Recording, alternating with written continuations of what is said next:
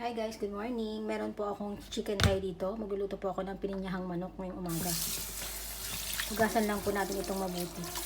Dito po sa aking kawali ay nagisa po ako ng bawang. Ilagay na po natin ang sibuyas.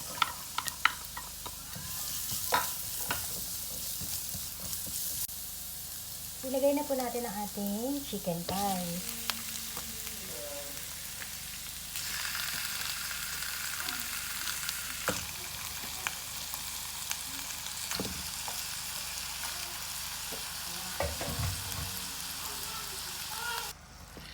Igisa lang po natin saglit itong chicken thigh. Igisa na po yung manok. Lagyan na po natin ng pineapple juice.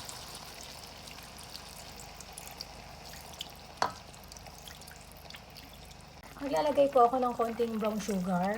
Guys, ang gagamitin ko ay muscovado ha, kaya po sobrang dark ang kulay niya. Maglagay po tayo ng paminta. Guys, pasensya na ha, maingay palagi ang aking background. Kung lagi po kayo nanonood ng video ko, alam niyo na meron akong anak na 2 taong naknaka ng kulit. Kaya lagi po maingay talaga ang background ko. Kahit nga po bino-voice over ko, minsan nandun pa rin yung ingay na anak ko eh. Kasi naglalaro siya. Simplahan po natin ng konting asin. Maglagay po tayo ng keso.